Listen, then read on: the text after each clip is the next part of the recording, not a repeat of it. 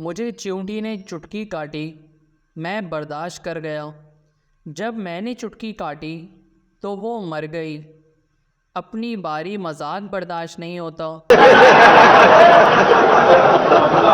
बीवी और हेलमेट में एक चीज़ मुश्तरक है कि दोनों को सर पर रखो तो जान बची रहती है।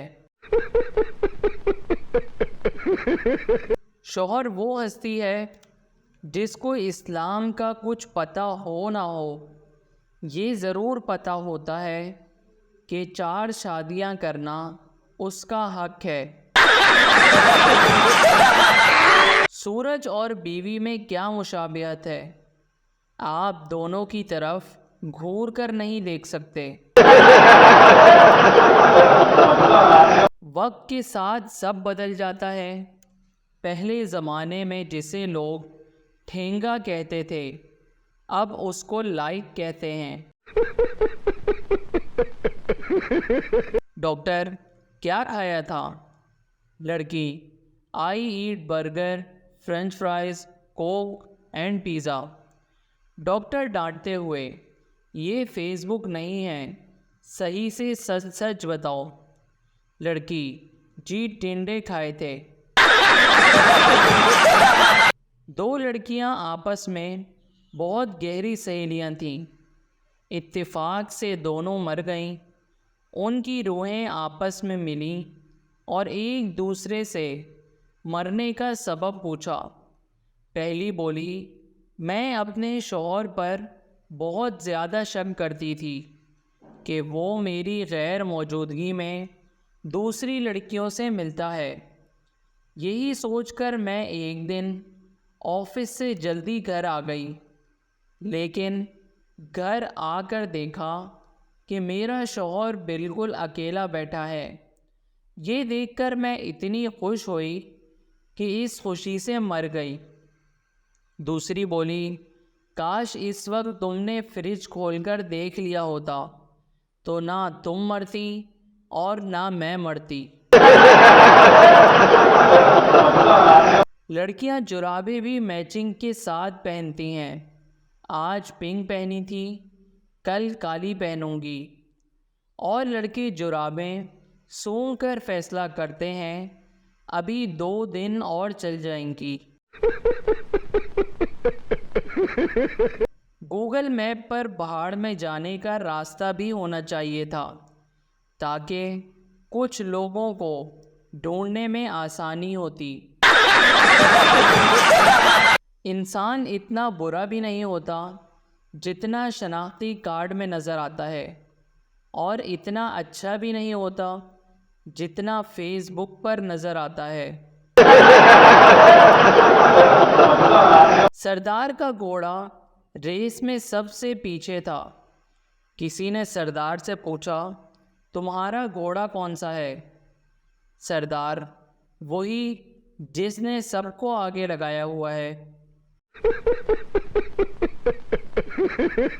मौलवी साहब बड़े गौर से फैशन शो देख रहे थे।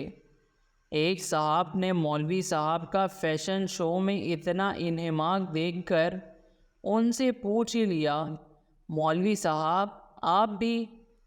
मौलवी साहब बोले, यकीन मानो बड़ी नफ़रत की निगाह से देख रहा हूँ।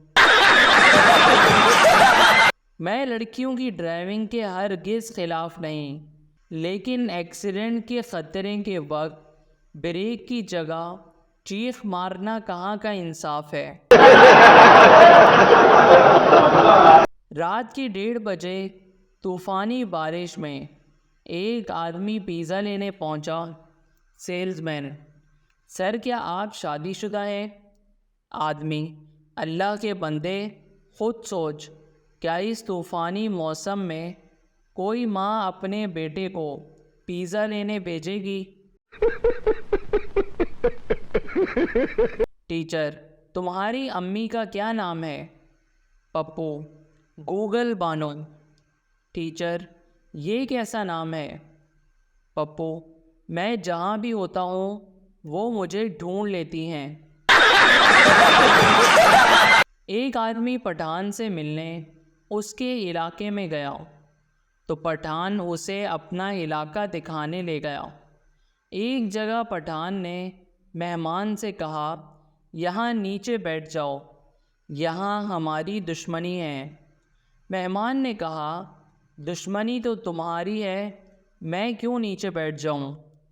पठान ने कहा, ओ यारा, हमने उसका मेहमान मारा था, वो कहता है हम भी तुम्हारा मेहमान मारेगा।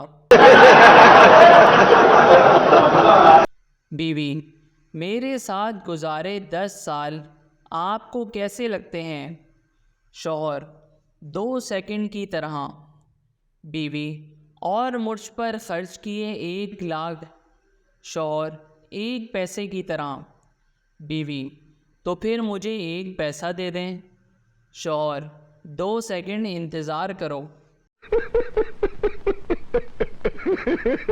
रात में शौहर की आंख खुल गई, देखा बीवी सो रही है। उसके पैर के पास एक नागिन बैठी थी। शौहर धीरे से बोला, डस ले डस ले। नागिन बोली, कमीने, पाँव छूने आई हूँ, गुरु है ये हमारी। एक तहकीक से मालूम हुआ है कि धोखे और खोते का जब तक पता चलता है बंदा खा चुका होता है। एक आदमी ने नजूमी से पूछा, बाबा मेरी शादी क्यों नहीं हो रही?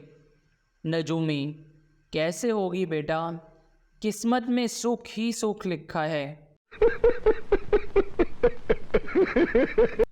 छोटे छोटे अल्फाज इंसान को हमेशा के लिए ग़ुलाम बना देते हैं, जैसे कबूल है, कबूल है, कबूल है। लड़की, मैं शादी के बाद तुम्हारे सारे दुख दर्द बांट लूँगी। लड़का, लेकिन मुझे तो कोई दुख दर्द नहीं है।